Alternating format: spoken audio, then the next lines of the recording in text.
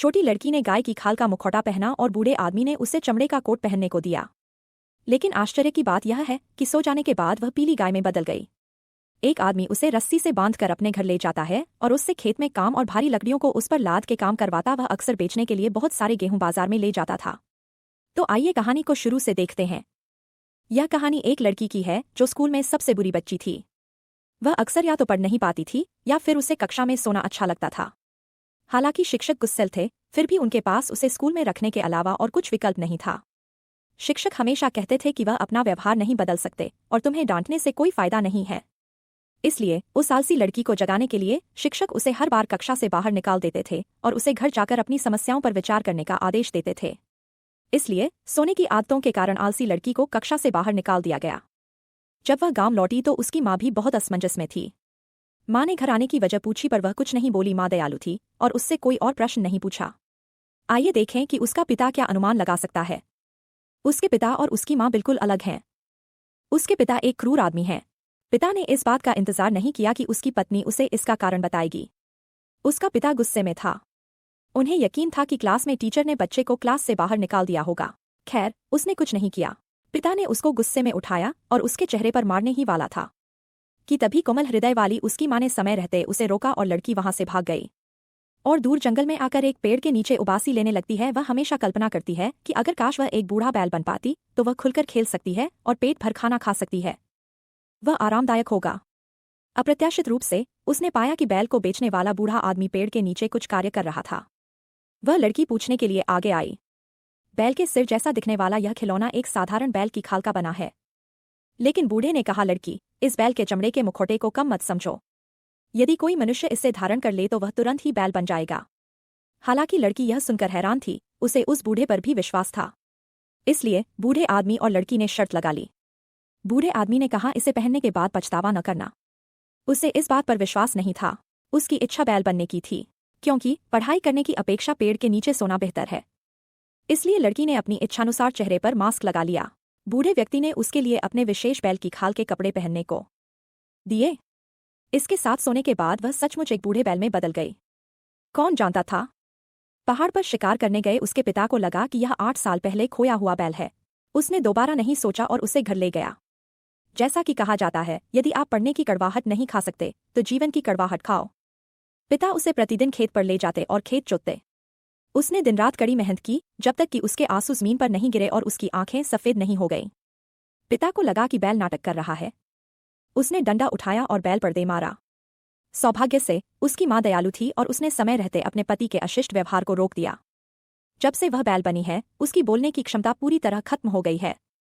उसकी माँ को चिंता थी कि बैल मर जाएगा। पिता ने सोचा कि उसे कोई घातक बीमारी है और बैल ने अपना मुंह खोल दिया। उन्हें लगा बूढ़ा बैल मर रहा है। सुबह होने पर आदमी को बूढ़े बैल को बूचड़खाने में ले जाना पड़ा और उसे बुलफाइटर को बेचना पड़ा।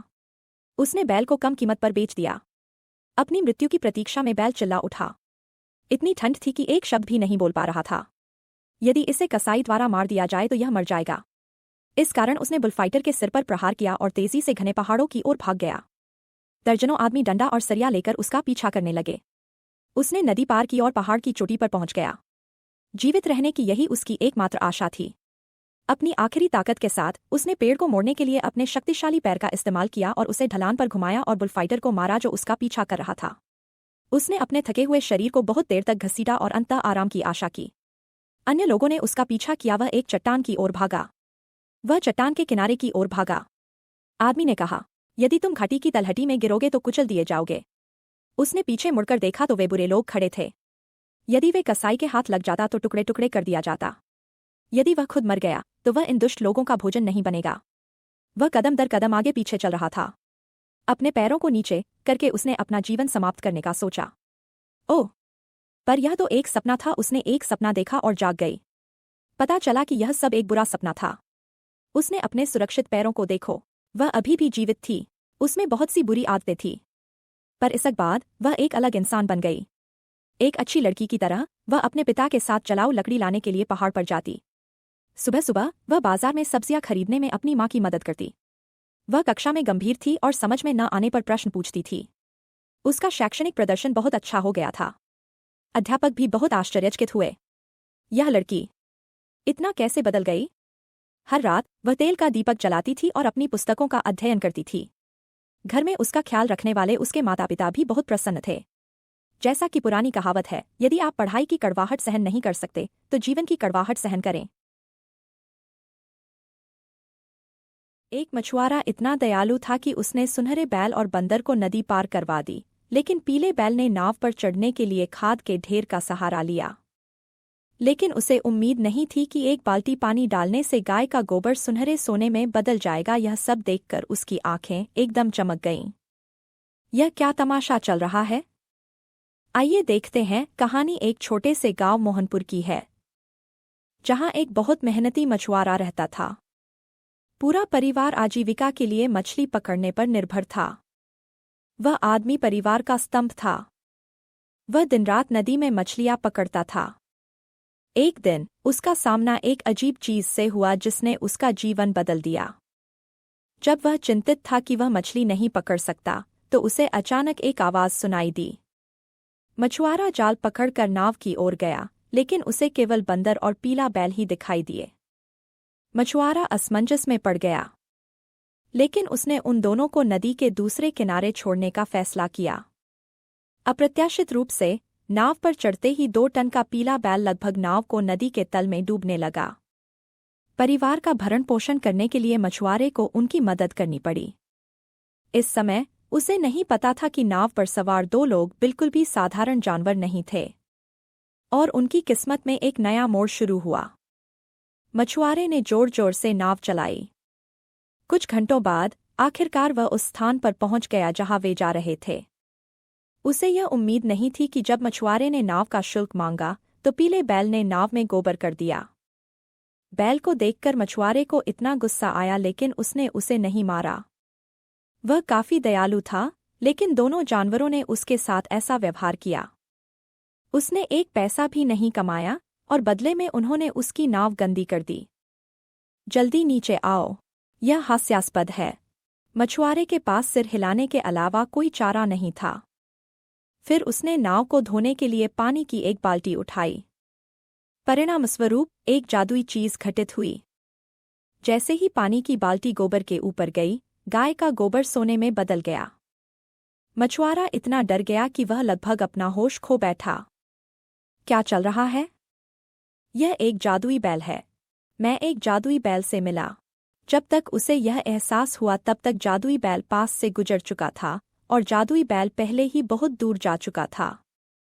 उसने सोना उठाया और उसका पागलों की तरह पीछा किया। गुफा के प्रवेश द्वार पर पीला बैल और बंदर धीरे धीरे गायब होते देख मछुआरे ने अपने कदम तेज कर दिए। उसे गुफा के प्रवेश द्वार की ओर दौड़ना अच्छा उपाय लगा, लेकिन वह अंततः गंतव्य तक पहुंच गया। गुफा आश्चर्यजनक रूप से छोटी थी, यहाँ तक कि वह अंदर नहीं जा सका। पीला बैल तो दूर, उसके हाथ कुछ नहीं लगा। मछुआरा उलझन में था। उसके पास बैठने के अलावा कोई विकल्प नहीं था। उसने उत्साह से अपनी पत्नी को सारी बात बताई। उसकी पत्नी यह सुनकर बहुत खुश हो गई और उसने अपने पति से पड़ोसी से मदद मांगने को कहा। जब मछुआरा पड़ोसी के दरवाजे पर गया तो उसने उसे पूरी बात बताई। यह बात सुनकर वह आदमी स्वाभाविक रूप से उसके साथ जाने के लिए सहमत हो गया। लेकिन उसके बगल में सारी बात सुन रहा उसका बेटा उसने कहा कि यह आसान नहीं है, इसलिए वह इसे प्राप्त करने की कोशिश को छोड़ दे। इसलिए उसने उनके साथ सुनहरे बैल की तलाश करने से इनकार कर दिया। जल्द ही वे गुफा के पास आए और एक साथ खुदाई शुरू कर दी। वे दोनों बहुत आश्वस्त थे। यदि उन्हें यह मिल गया तो वे अमीर हो जाएंगे। जल्द से जल्द सोने का बैल पाने के लिए उसकी पत्नी जल्दी से उनके लिए खाना ले आई। इस समय वे दोनों थक गए थे। उन्होंने 2 दिन और 2 रात तक खुदाई की, लेकिन इस गुफा में कोई बदलाव नहीं हुआ। मछुआरे को इस बात पर विश्वास नहीं था, इसलिए वह इसे आजमाने की जल्दी में था, लेकिन वह फिर भी अंदर नहीं जा सका।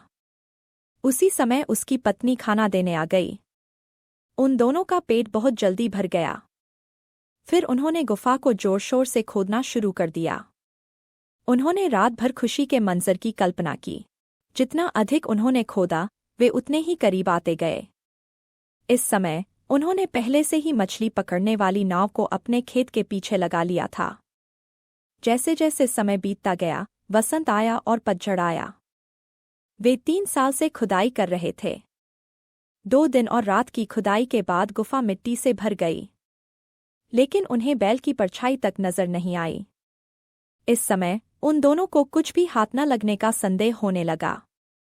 अगर ऐसा ही चलता रहा तो देर सवेर वे भूख से मर जाएंगे। जब उन तीनों ने इस पर अपनी प्रतिक्रिया दिखाई तो बेटे ने वहां आकर उनसे कहा, बैल जानता है कि दूसरों के प्रति आभार कैसे व्यक्त करना है और एक दूसरे को हमेशा के लिए गले लगाना है। हमें सुनहरे बैल को पाने की इच्छा कैसे हो सकती है? यह बात ठीक नहीं है। चलो गुफा खोदना छोड़ दें। आदमी कहता है, बेटा सही है। हम अपनी संपत्ति पाने के लिए केवल अपने मेहनती हाथों पर ही भरोसा कर सकते हैं। क्या यह सही नहीं है, पत्नी? हाँ। बच्चे की बात सुनकर वे दोनों लोग जो दिन भर सोने का बैल खोदने में डूबे रहे, आखिरकार होश में आए। 6 साल का बच्चा भी सच्चाई समझ गया, लेकिन उससे ज्यादा उम्र के वयस्कों को समझ नहीं आता। वे यह भी समझते थे कि केवल अपने हाथों पर भरोसा करके ही वे धन पैदा कर सकते हैं। अंत में उन्होंने गुफा खोदना छोड़ दिया, क्योंकि उन्होंने अपना मन बदल लिया और अपने सामान्य जीवन में लौट आए।